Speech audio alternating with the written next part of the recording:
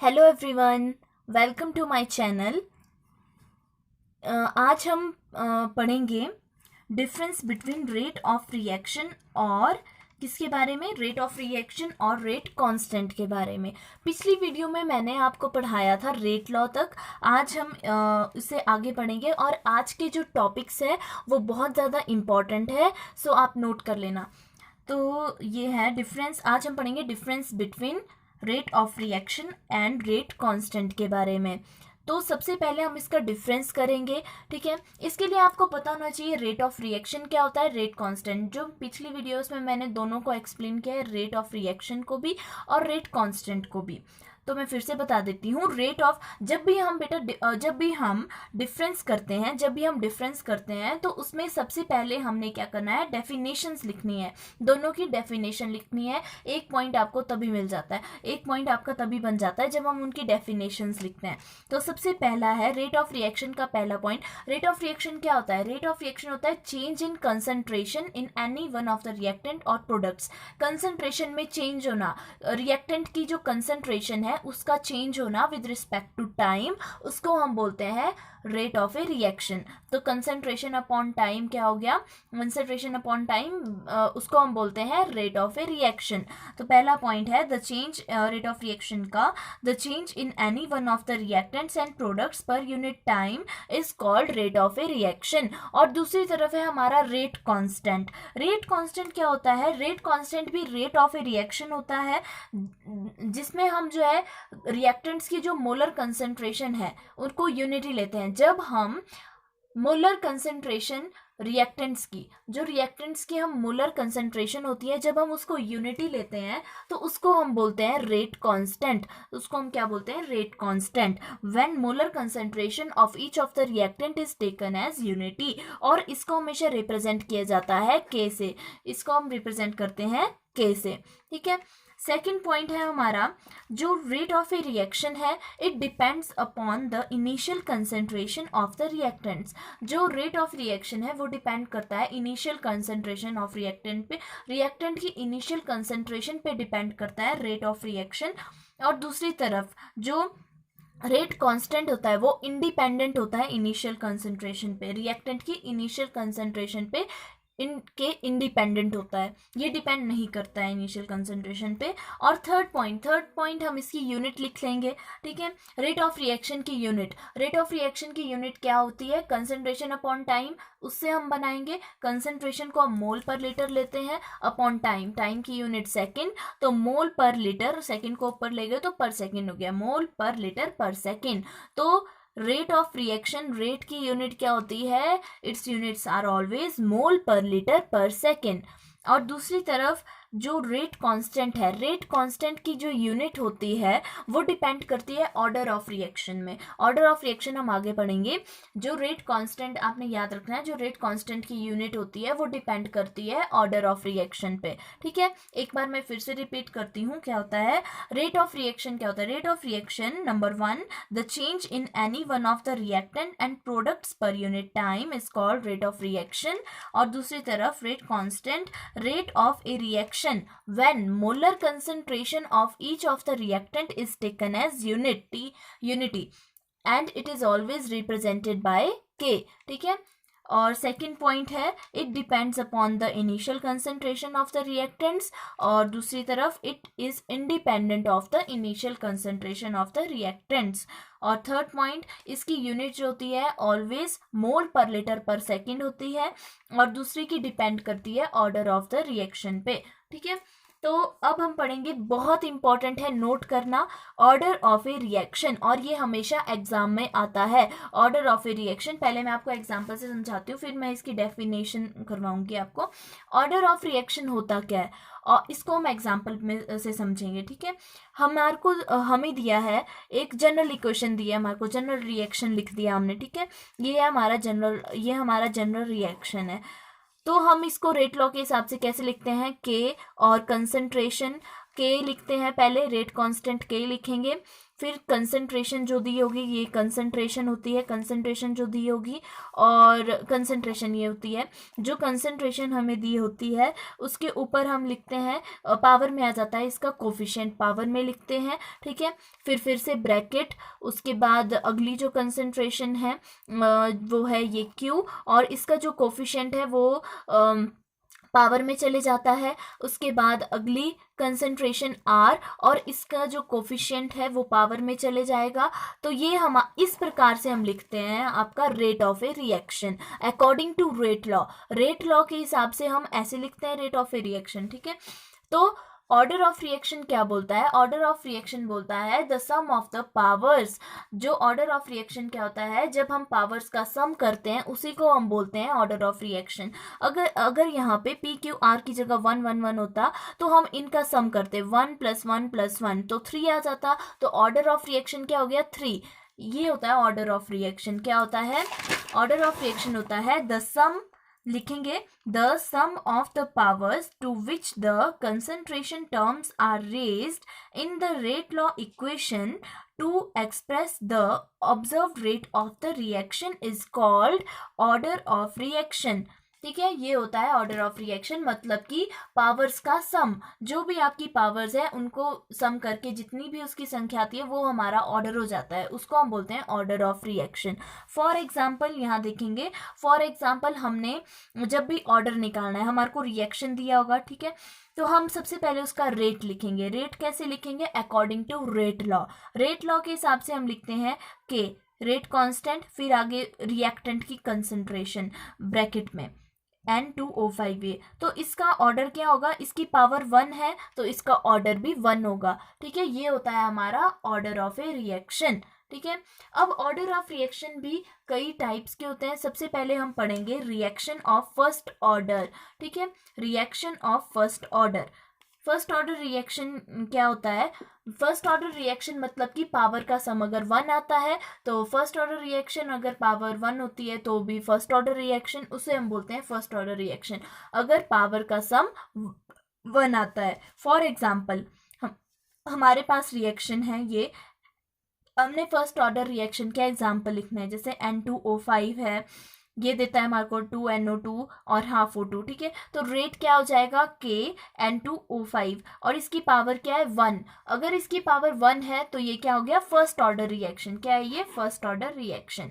और फिर है हमारे पास एक और एग्जाम्पल भी नोट करेंगे, H2O2 that gives you H2O + ½ O2, ठीक है। रेट क्या हो जाएगा? K, और इसकी जो रिएक्टेंट की कंसंट्रेशन लिखेंगे ब्रैकेट में H2O2, पावर इसकी 1 है तो क्या हो गया? Reaction of first order reaction हो गया ये। तो समझ आया? फर्स्ट ऑर्डर रिएक्शन होता है अगर पावर का सम 1 हो। अब हम सेकंड ऑर्डर रिएक्शन पे चलते हैं। Reaction of second order. Second order reaction क्या होता है? जैसे हम एग्जाम्पल लेते हैं, 2NO2 है, ये 2NO + O2, ये एग्जाम्पल लर्न भी करने होते हैं। 2NO + O2, रेट लिखेंगे, कैसे लिखेंगे? के मतलब रेट कांस्टेंट आ जाता है, और साथ में रिएक्टेंट की जो कंसंट्रेशन होती है वो लिखेंगे के, और ब्रैकेट में रिएक्टेंट की जो कंसंट्रेशन है NO2 वो लिख लिया, और जो मैंने बोला था जो कोफिशिएंट है वो पावर में चले जाता है तो 2 ऊपर चलेगा, ठीक है। तो पावर कितनी हो गई इसकी? 2, पावर 2, तो ऑर्डर क्या हो गया? 2। अगर पावर 2 है तो ऑर्डर रिएक्शन का ऑर्डर क्या हो गया? 2, ठीक है। ये है सेकंड ऑर्डर रिएक्शन का एग्जाम्पल। एक और एग्जाम्पल लेते हैं, जैसे H2 + I2 that gives you 2HI। Rate क्या हो गया इसका? K, और वैसे इनिशियल इसकी कंसंट्रेशन लिखेंगे H2 और I2। अब पावर, H2 के ऊपर पावर 1, कोफिशिएंट क्योंकि इसका 1 है तो पावर भी 1 होगी, 1, ठीक है। 1 इन दोनों को जब हम ऐड करेंगे तो क्या हो जाएगा? ऐड करेंगे 2 आ जाएगा, तो 2 आया, सम कितना आया? 2, तो ऑर्डर क्या होगा? 2। Reaction of second order 2। ये है रिएक्शन ऑफ सेकंड ऑर्डर का एग्जाम्पल, ठीक है। अब हम करेंगे reaction of third order. Third order के लिए भी हम एग्जाम्पल लेते हैं, 2NO + O2 that gives you 2NO2। Rate क्या हो जाएगा? K NO, और जो इसका कोफिशिएंट है वो पावर में आ जाएगा, कोफिशिएंट जो है पावर में आ जाएगा, और O2, ठीक है। तो 2 + 1 पावर का हम सम करेंगे, ये आ गया 3, तो ये हो गया रिएक्शन ऑफ थर्ड ऑर्डर का एग्जाम्पल है ये। इसके बाद है zero order reaction. Zero order reaction में हम पहले में एग्जाम्पल पढ़ेंगे। 2NH3 N2 + 3H2, N2 + 3H2, rate हो जाएगा KNH3 और ऊपर 0। ये जो है अलग सा है थोड़ा जीरो ऑर्डर रिएक्शन। क्यों? जो दीज आर द जो जीरो ऑर्डर रिएक्शन होता है उसकी डेफिनेशन नोट करेंगे। ये वो रिएक्शन होते हैं इन जिसमें रेट ऑफ द रिएक्शन, जिसमें जो है रिएक्शन रेट ऑफ रिएक्शन जो है इंडिपेंडेंट होता है कंसंट्रेशन ऑफ रिएक्टेंट के, रिएक्टेंट की कंसंट्रेशन के इंडिपेंडेंट होता है रेट, उसको हम बोलते हैं जीरो ऑर्डर रिएक्शन। नेक्स्ट हमारे पास है बहुत ज़्यादा इम्पॉर्टेंट। अब हमने पढ़ा zero order reaction, first order reaction, second order reaction और थर्ड ऑर्डर रिएक्शन। अब हम इसकी जो है यूनिट्स निकालना सीखेंगे। यूनिट कैसे निकालते हैं? तो unit of zero order reaction, zero order rate constant की यूनिट निकालेंगे। फॉर जीरो ऑर्डर रिएक्शन क्या रेट क्या हो जाएगा? K, और कंसंट्रेशन की पावर कितनी होगी? 0, क्योंकि हम जीरो ऑर्डर रिएक्शन की बात कर रहे हैं। तो कैसे निकालेंगे? सबसे पहले तो हम रेट लिखते हैं, ठीक है। रेट को हम कैसे लिखते हैं? K(A)⁻0। अब रेट मतलब कंसंट्रेशन अपॉन टाइम, कंसंट्रेशन को हम बोलते हैं मोल पर लीटर अपॉन टाइम मतलब कि सेकंड, ठीक है। तो सेकंड ऊपर चल जाएगा, पर सेकंड हो जाएगा, तो मोल per litre per second is equal to K। क्योंकि A की पावर 0 होती है तो 1 आ जाएगा, तो K बच जाएगा यहाँ पे अकेला। तो K यूनिट क्या आ गई जीरो ऑर्डर रिएक्शन की? मोल पर लीटर पर सेकंड। ये है जीरो ऑर्डर रिएक्शन की यूनिट। सेकंड आप खुद ट्राई करेंगे। Unit of first order rate constant, वैसे ही जैसे हमने जीरो ऑर्डर के लिए निकाली वैसे ही हम फर्स्ट ऑर्डर के लिए निकालेंगे। तो सबसे पहले हम फर्स्ट ऑर्डर रेट के लिए रेट लिखेंगे। Rate is equal to K, concentration की पावर कितनी होगी यहाँ? 1। क्यों? क्योंकि हम फर्स्ट ऑर्डर के लिए यूनिट निकाल रहे हैं, इसीलिए इसकी कंसंट्रेशन की पावर 1 होगी, ठीक है। रेट क्या होगा? रेट होता है mole per litre, concentration upon time होता है रेट, तो concentration upon time is equal to K, और कंसंट्रेशन की जो यूनिट होती है मोल पर लीटर होती है, ठीक है। Concentration mole per litre time second is equal to K mole per litre, ठीक है। अब मोल पर लीटर से 1 मोल पर लीटर कैंसिल हो जाएगा, K is equal to 1/S बच जाएगा। S को जब हम ऊपर ले जाएंगे तो ये बन जाएगा पर सेकंड। तो K की वैल्यू क्या आ गई? पर सेकंड, और यूनिट क्या है इसकी? पर सेकंड। तो unit of first order reaction हमारे पास आ गई पर सेकंड। अब हम अगले के लिए ट्राई करेंगे unit of second order rate constant. Second order rate constant की यूनिट निकालेंगे, वो भी हम वैसे जैसे हमने पीछे जीरो ऑर्डर और फर्स्ट ऑर्डर की निकाली वैसे ही हम सेकंड ऑर्डर के लिए भी निकालेंगे। Rate is equal to K, A मतलब कंसंट्रेशन की पावर 2। तो रेट हमें पता है concentration upon time, concentration upon time is equal to K, यहाँ पे K आएगा, और कंसंट्रेशन है हमारे पास मोल पर लीटर होता है कंसंट्रेशन, और इसकी पावर जो है 2 आ जाएगी, ठीक है।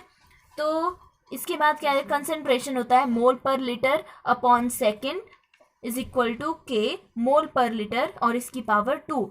1 मोल पर लीटर से 1 मोल पर लीटर कैंसिल हो जाएगा, तो यहाँ पे 1 मोल पर लीटर बच जाएगा। तो 1/2, क्योंकि यहाँ से कैंसिल हो गया, 1/2 is equal to K mole per litre. अब ये जो है क्रॉस मल्टीप्लाई हो जाएगा, यहाँ से यहाँ को क्रॉस मल्टीप्लाई हो जाएगा, तो मोल पर लीटर जो है यहाँ पे आ जाएगा। कि यहाँ पे K की हमने वैल्यू निकालनी है, इसलिए हम इसको यहीं पे रखेंगे, तो ये नीचे आ जाएगा मोल पर लीटर।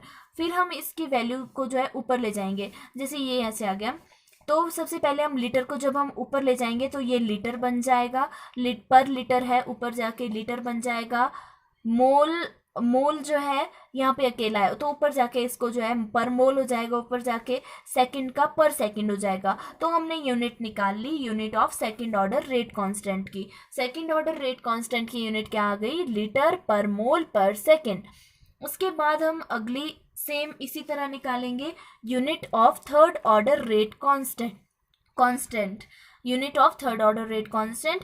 उसके लिए भी सबसे पहले हम रेट लिखेंगे, रेट इज इक्वल टू के आएगा, रेट कांस्टेंट सबसे पहले, और फिर कंसंट्रेशन, हम किस कंसंट्रेशन, इसकी पावर कितनी होगी 3, बिकॉज हम थर्ड ऑर्डर के लिए निकाल रहे हैं इसलिए इसकी पावर 3 होगी। रेट हमें पता है mole per litre upon second, मतलब concentration upon time is equal to K mole per litre, और इसकी पावर 3 आएगी। ठीक है, एक मोल पर लीटर से एक मोल पर लीटर कैंसिल हो गया, तो हमारे पास यहाँ 2 मोल पर लीटर की पावर 2 बची, और यहाँ पे 1 अपॉन सेकेंड, वैसे यहाँ पे क्रॉस मल्टीप्लाई हो जाएगा, तो k is equal to 1 upon second mole का भी स्क्वेयर, क्योंकि ब्रैकेट में है तो, और स्क्वेयर बार है तो मोल का भी स्क्वेयर हो जाएगा और लीटर का भी स्क्वेयर हो जाएगा। फिर इसके बाद हम क्या करेंगे, इसको ऊपर ले जाएंगे सभी टर्म्स को, लीटर यहाँ लीटर पर सेकंड है तो ऊपर जाके लीटर स्क्वेयर हो जाएगा, यहाँ पे मोल का स्क्वेयर है, मोल पर सेकंड हो जाएगा ऊपर